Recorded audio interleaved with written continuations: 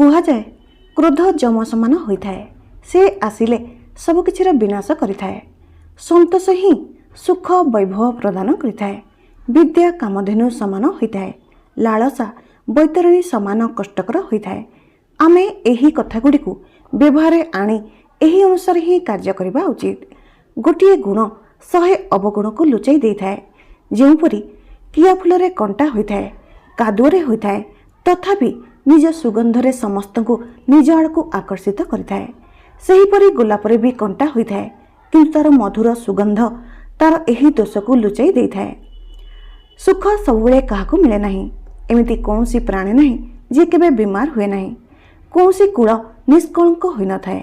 କୌଣସି ନା କୌଣସି ଦୋଷ ନିଶ୍ଚିତ ରହିଥାଏ। ଏଣୁ ଆମକୁ ପରିସ୍ଥିତି ଅନୁସାରେ ହିଁ ଆଚରଣ କରିବା ଉଚିତ। ବୁଦ୍ଧିମାନ ବ୍ୟକ୍ତି ସେ ହୋଇଥାନ୍ତି ଯିଏ ଭାବିଚିନ୍ତି ପାଦ ଆଗକୁ ରଖିଥାନ୍ତି, ପାଣିକୁ ଛାଣି ପିଇଥାନ୍ତି। ଶାସ୍ତ୍ର ଅନୁସାରେ ବାକ୍ୟ କହିବା, ବିଚାରି କାର୍ଯ୍ୟ କରିବା, ଏହିପରି କରାଯାଇଥିବା କାର୍ଯ୍ୟରେ ସଫଳତା ଅବଶ୍ୟ ମିଳିଥାଏ। ବିଦ୍ୱାନ ବ୍ୟକ୍ତିକୁ ସତ୍ୟ କହି, ଲୋଭୀକୁ ଧନ ଦେଇ, ଅହଙ୍କାରୀକୁ ହାତ ଯୋଡ଼ି, ମୂର୍ଖକୁ ମନମାନି କରିବାରୁ ନ ଅଟକାଇ ଏମାନଙ୍କ ଦ୍ୱାରା ମନ ଇଚ୍ଛା କିଛି ବି କାର୍ଯ୍ୟ କରାଯାଇପାରେ। ବଗଠାରୁ ଏକାଗ୍ରତାର ଶିକ୍ଷା ଗ୍ରହଣ କରିବା ଉଚିତ। ଯେପରି ବଗ ନିଜର ସମସ୍ତ କ୍ରିୟାକୁ ତ୍ୟାଗ କରି ଏକାଗ୍ର ଚିତ୍ତ ହୋଇ ନିଜ ଶିକାରର ଧ୍ୟାନ କରିଥାଏ, ସେହିପରି ମୁନିଜନମାନଙ୍କୁ ବଗ ପରି ଶ୍ରେଷ୍ଠ ଆସନ ଆପଣେଇବା ଉଚିତ। ମୂର୍ଖର ହୃଦୟ ଖାଲି ରହିଥାଏ, ପୁତ୍ର ରହିତ ଘର ଖାଲି ରହିଥାଏ, କିନ୍ତୁ ଗରିବର ଘର ଏମାନଙ୍କ ଠାରୁ ଅଧିକ ଖାଲି ରହିଥାଏ। ଏଣୁ ବ୍ୟକ୍ତିକୁ ପରିଶ୍ରମ କରି ଏହା ଉପରେ ବିଜୟ ପାଇବା ଉଚିତ।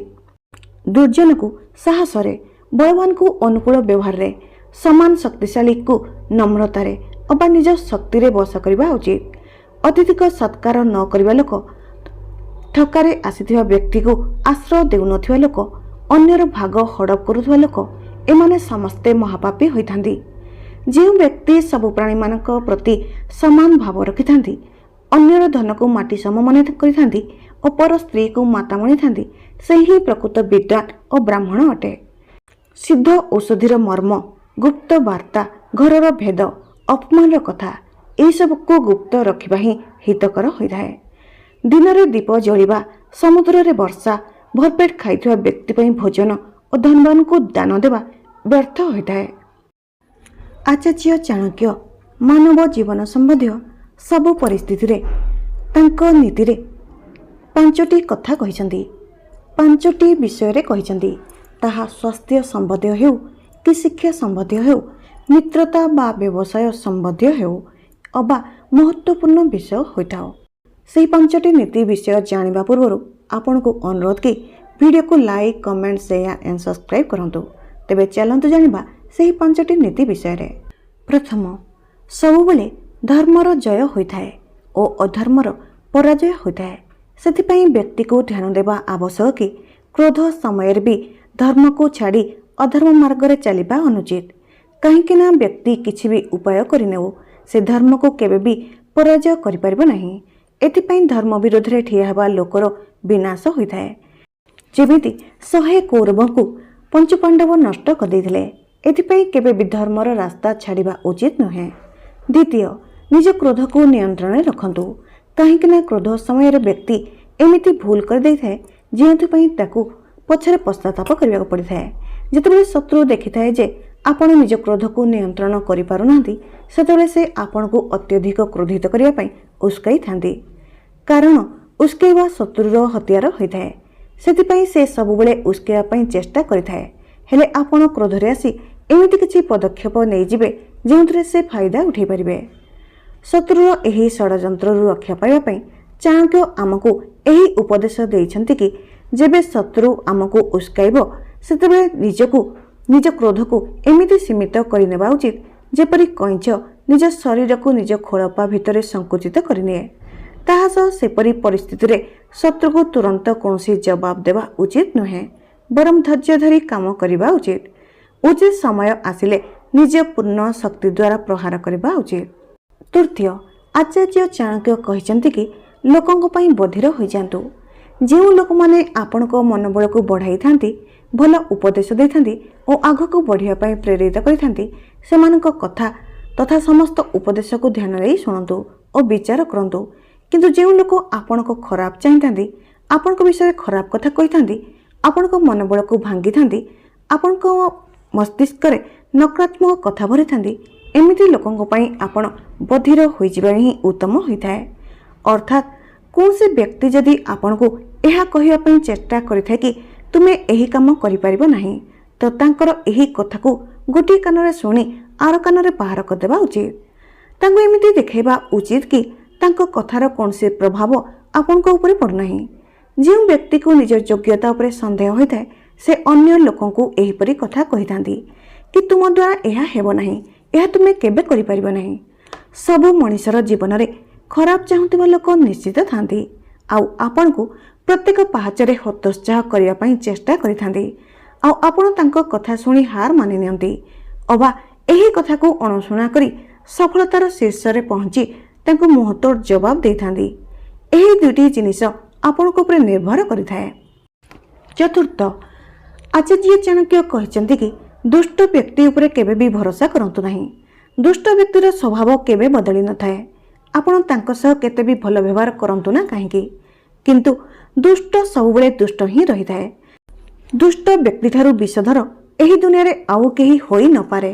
କାହିଁକି ନା ସାପର ବିଷ ତାର ଦାନ୍ତରେ ହୋଇଥାଏ, ବିଛାର ବିଷ ତାର ଲାଞ୍ଜରେ ହୋଇଥାଏ, କିନ୍ତୁ ଦୁଷ୍ଟ ବ୍ୟକ୍ତିର ପ୍ରତ୍ୟେକ ଅଙ୍ଗରେ ବିଷ ଭରି ହୋଇଥାଏ। ଏଥିପାଇଁ ଦୁଷ୍ଟ ଉପରେ ଭରସା କରିବା ବହୁତ ବଡ଼ ଭୁଲ ହୋଇଥାଏ। ବାସ୍ତବରେ ଦୁଷ୍ଟ ବ୍ୟକ୍ତି କେବେ କାହାର ବନ୍ଧୁ ହୋଇପାରନ୍ତି ନାହିଁ। ଏଥିପାଇଁ ଚାଣକ୍ୟ ଦୁଷ୍ଟ ବ୍ୟକ୍ତି ସହ ଠିକ୍ ସେହିପରି ବ୍ୟବହାର କରିବା ଉଚିତ ବୋଲି କହିଛନ୍ତି ଯେପରି ଏକ ବିଷଧର ସାପ ସହ କରାଯାଇଥାଏ। ଅର୍ଥାତ୍ ଯେପରି ସାପର ଫଣାକୁ ଦଳି ଦିଆଯାଏ, ଠିକ୍ ସେହିପରି ଦୁଷ୍ଟ ବ୍ୟକ୍ତି ସହ କରାଯିବା ଉଚିତ। ପଞ୍ଚମ, ଆଚାର୍ଯ୍ୟ ଚାଣକ୍ୟ କହିଛନ୍ତି କି ଯେପରି ହାତରେ ବିଷ ବ୍ୟାପିଯାଏ ତ ହାତ କାଟି ଦିଆଯାଏ, କାହିଁକି ନା ଯଦି ସେ ବିଷ ଭରା ହାତକୁ କାଟି ନ ଦିଆଯାଏ ତ ତାର ବିଷ ପୁରା ଶରୀରରେ ବ୍ୟାପିଯାଏ, ଯେଉଁଥିରେ ଶରୀରର ଅନ୍ୟ ଅଙ୍ଗର କ୍ଷତି ହେବ, ବରଂ ସେଥିପାଇଁ ସେ ବ୍ୟକ୍ତିର ମୃତ୍ୟୁ ମଧ୍ୟ ହୋଇପାରେ। ବାସ୍ତବରେ ଚାଣକ୍ୟ ଏହା କହିବା ପାଇଁ ଚାହାନ୍ତି ଯେ ଏମିତି ମଣିଷ ଯିଏ ଆପଣଙ୍କର ବହୁତ ନିକଟବର୍ତ୍ତୀ, ଯଦି ତାଙ୍କ ବିଷୟରେ ଏହା ଜଣାପଡ଼ିଲା କି ସେ ଭିତରେ ଭିତରେ ଆପଣଙ୍କର ଖରାପ ଚାହୁଁଛନ୍ତି, ତ ପୁଣି ସେ ମଣିଷଠାରୁ ତୁରନ୍ତ ଦୂର ହୋଇଯିବା ଆବଶ୍ୟକ।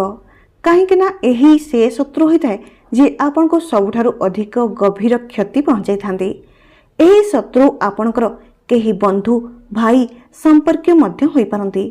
ବାସ୍ତବରେ ଏମାନେ ଆପଣଙ୍କୁ ଏହା ଦେଖାଇଥାନ୍ତି କି ସେମାନେ ଆପଣଙ୍କର ବହୁତ ନିଜର ଅଟନ୍ତି, କିନ୍ତୁ ଭିତରେ ଭିତରେ ସେ ଆପଣଙ୍କୁ ଅସୀମ ଘୃଣା କରିଥାନ୍ତି। ତା ପୂର୍ବରୁ ସେ ଆପଣଙ୍କୁ ଏହି ଘୃଣା ରୂପୀ ନିଆଁରେ ଭସ୍ମ କରିଦେବେ। ଆପଣ ସେହିପରି ଲୋକଙ୍କ ଠାରୁ ନିଜକୁ ଦୂରେଇ ଦିଅନ୍ତୁ। କୁହାଯାଏ ଯେ ମଣିଷ ଯେତେ ଶୀଘ୍ର ଶୀଘ୍ର ଉନ୍ନତିର ସିଡ଼ି ଚଢ଼ିଥାଏ, ସେତେ ଶୀଘ୍ର ଶୀଘ୍ର ଶତ୍ରୁମାନେ ଉତ୍ପନ୍ନ ହୋଇଥାନ୍ତି। ଏହା ହେଉଛି କଳିଯୁଗ, ଆଉ ଏହି କଳିଯୁଗରେ ଏମିତି ହେବା ବଡ଼ କଥା ନୁହେଁ। ଏକ ବ୍ୟକ୍ତି ଅନ୍ୟ ଏକ ବ୍ୟକ୍ତିର ସଫଳତାରେ ଖୁସି ହେବା ପରିବର୍ତ୍ତେ ତା ପ୍ରତି ଜ୍ୱଳନର ଭାବ ରଖିଥାଏ, ଆଉ ଜ୍ୱଳନ ଯୋଗୁଁ ସେ ସାମ୍ନା ବ୍ୟକ୍ତିର ଶତ୍ରୁ ହୋଇଯାଏ, ଆଉ ସବୁ ପରିସ୍ଥିତିରେ ସଫଳ ବ୍ୟକ୍ତିକୁ ତଳେ ପକାଇବା ପାଇଁ ଲାଗି ରହିଥାଏ।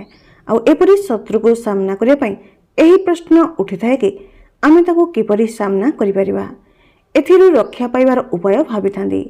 ଆଚାର୍ଯ୍ୟ ଚାଣକ୍ୟ ଏହି ନୀତିକୁ ଯଦି ଅନୁସରଣ କରିବେ ତ ଶତ୍ରୁର ଆପଣଙ୍କୁ ହରାଇବା ପାଇଁ ସବୁ ଚେଷ୍ଟା ବିଫଳ ହୋଇଯିବ। ଘର କୁଡ଼ିଆ ହେଉ କି ମହଲ ହେଉ, ସମସ୍ତଙ୍କୁ ନିଜ ଘର ବହୁତ ଭଲ ଲାଗିଥାଏ।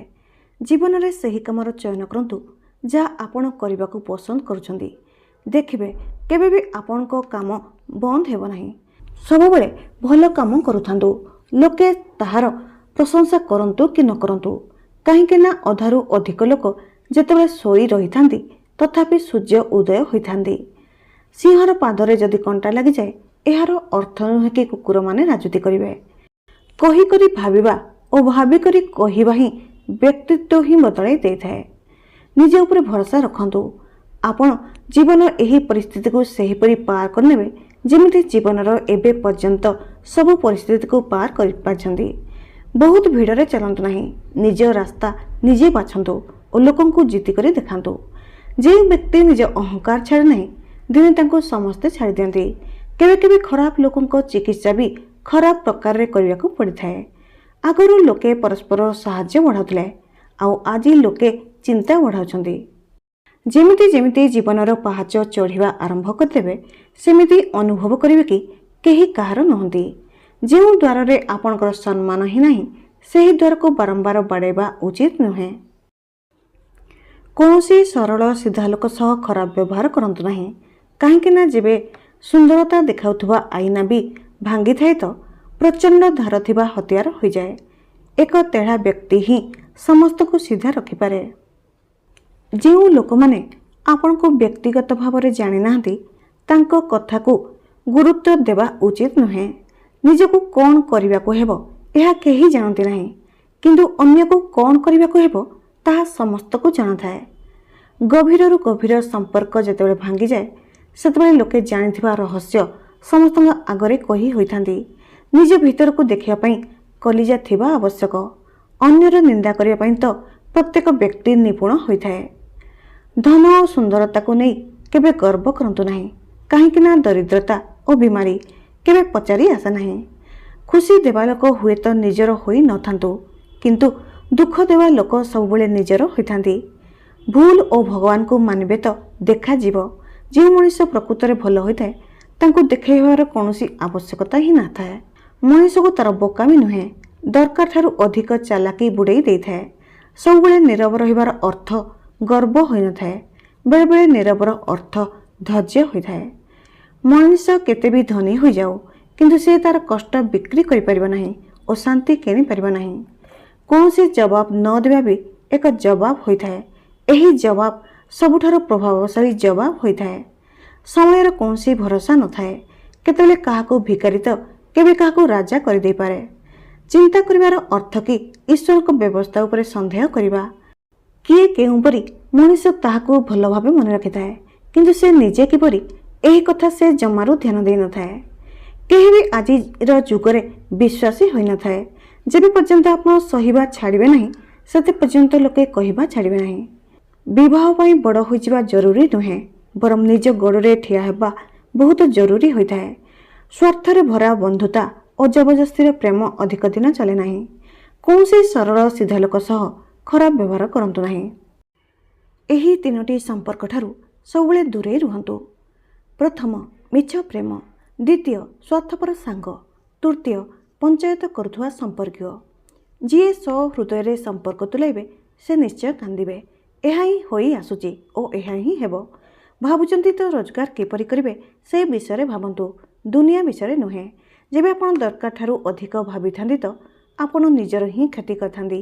ଧୋକା ଦେବା ଲୋକଙ୍କର ଗୋଟିଏ ଗୁଣ ହୋଇଥାଏ କି ଏମାନେ ବହୁତ ମିଠା କଥା କହିଥାନ୍ତି। ଯେଉଁ ଲୋକଙ୍କର ଆମେ ଦିନେ ନଜର ଦୋଷ ଝାଡ଼ିଥାନ୍ତି ଦିନେ ସେ ଲୋକ ଆମ ନଜରରେ ତଳକୁ ଖସିଯାଆନ୍ତି। ଯେଉଁଠି ଲୋକମାନେ ଅନ୍ୟର ନିନ୍ଦା କରୁଥାନ୍ତି ସେ ଜାଗାକୁ କେବେ ଯାଆନ୍ତୁ ନାହିଁ, କାହିଁକି ନା ଆପଣ ଯିବା ପରେ ଲୋକମାନେ ଆପଣଙ୍କ ନିନ୍ଦା ମଧ୍ୟ କରିବେ।